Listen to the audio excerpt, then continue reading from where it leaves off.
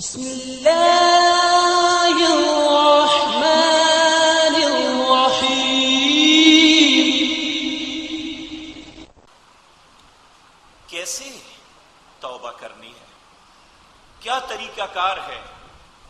ہمارے ہاں تصور یہ ہے کہ ہم دن میں 2-4 تسبیح جو ہے استغفار کی کر لیں تو یہ توبہ سمجھ لیتے ہیں۔ نہیں میرے عزیز بھائیوں، توبہ کے لیے کچھ شرائط ہیں، جب تک ان شرائط کو پورا نہیں کریں گے توبہ کی کوئی حیثیت نہیں۔ سب سے پہلی بات کہ جو کچھ کیا ہے اسے سوچ کے پریشان ہو جائے، نادم ہو جائے۔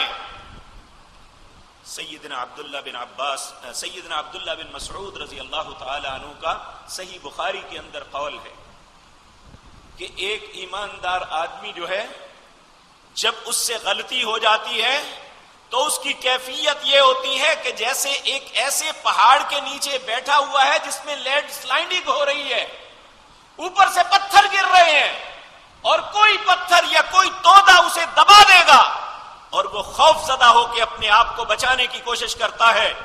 ایک ایماندار سے جب گناہ ہوتا ہے تو وہ ایسے مضطرب ہو جاتا ہے، اور اس کے برعکس جس کا دل ایمان سے خالی ہے، جس کے دل میں فسق و فجور نے ڈیرے ڈالے ہوئے ہیں، اور جو گناہ کرنے کے بعد اس کی کیفیت ایسے ہوتی ہے جیسے ناک پہ مکھی بیٹھی اور اس نے اڑا دیا اور اس کے بعد وہ بھول گیا کہ کوئی مکھی میرے منہ پہ بھی بیٹھی تھی۔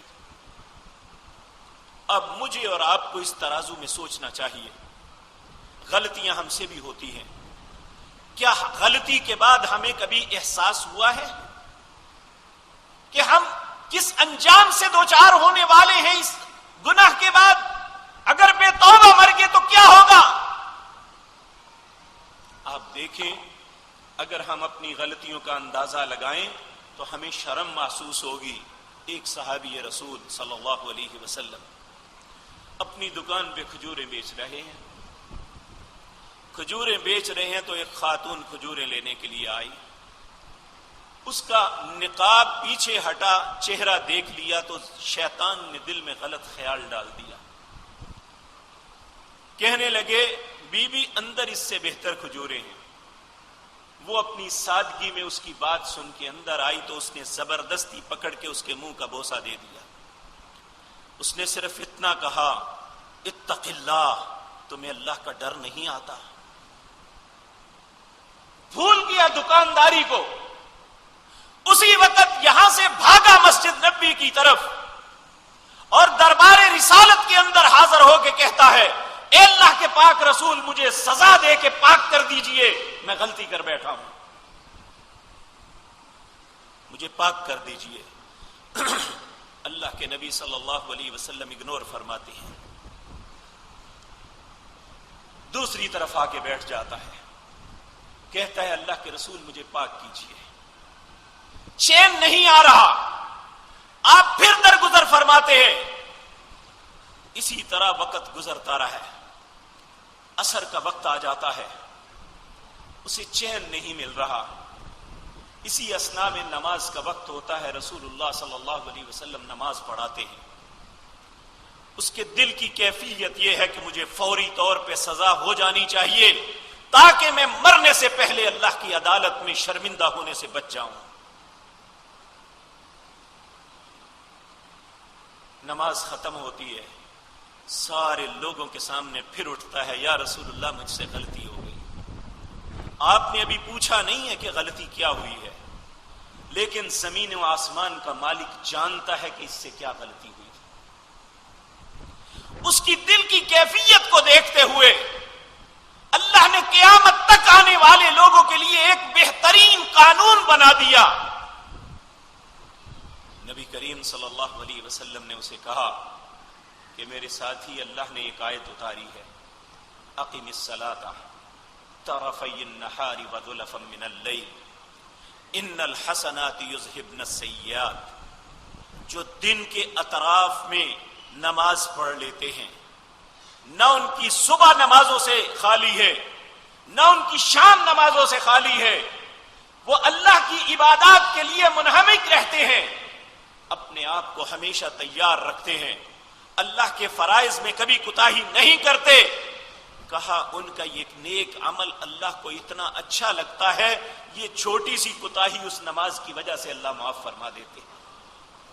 تو جب چھوٹی کوتاہی اللہ نماز کی وجہ سے معاف کر دیتے ہیں تو ہمیں یہ بات یاد رکھ لینی چاہیے, بڑی کوتاہی جو ہے یا وہ سزا کے ساتھ معاف ہوتی ہے یا توبہ کے ساتھ معاف ہوتی ہے.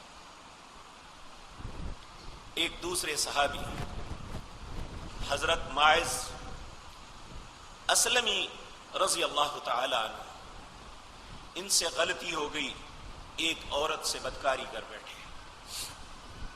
اب چین نہیں ہے, اللہ کے رسول کے پاس گئے, کہنے لگے یا رسول اللہ غلطی یہ ہو گئی ہے اور آپ مجھے سزا دیجئے, مجھے راحت پہنچا دیجئے.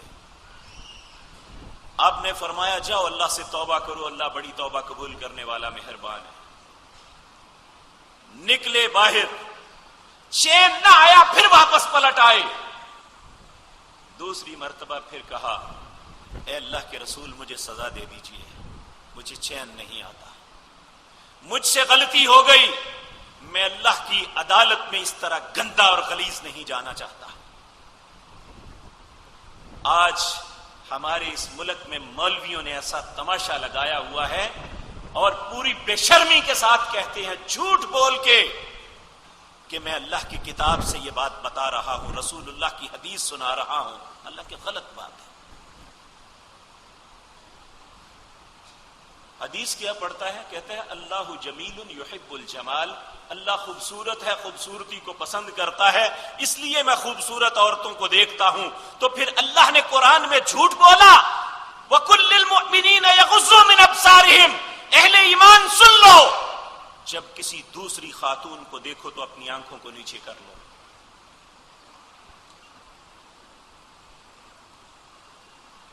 ہمارے اندر شرم اور حیا نام کی چیز کوئی نہیں رہی. ہمیں کسی کی بیٹی اپنی بیٹی نہیں لگتی, کسی کی بہن کو اپنی بہن نہیں سمجھتے. ہر شخص ایک بھیڑیا بنا ہوا ہے اور وہ کہتا ہے کہ جو میرے من میں آتا ہے میں کروں. اور یہ سب کچھ اتنا عام ہو چکا ہے کہ ٹیلی فون پہ غیر محرم سے باتیں یہ روزے کی حالت میں بھی باز نہیں آتے. تو وہ صحابی رسول واپس پلٹ کے آیا, پھر آ کے کہتا ہے اللہ کے رسول مجھے پاک کر دیجیے. آپ نے فرمایا جاؤ اللہ سے توبہ کرو, اللہ بڑا ہی توبہ کرنے والا مہربان ہے. پھر وہ گیا, تھوڑی دور جا کے پھر پلٹ آیا. تیسری مرتبہ پھر کہتا ہے اللہ کے رسول مجھے سزا دیجیے, میں نے غلطی کی ہے. آپ نے پھر اسے کہا, جب وہ چوتھی مرتبہ بھی پلٹ کے آیا تو آپ نے لوگوں سے کہا یہ پاگل تو نہیں ہے؟ لوگوں نے کہا نہیں یا رسول اللہ پاگل نہیں ہے, لیکن جن کی تربیت رسول اللہ صلی اللہ علیہ وسلم نے کی تھی انہیں پتا تھا کہ ایک گناہ سے آلودہ شخص اگر اسی حالت میں مر گیا تو اس کا انجام کتنا بھیانک ہوگا.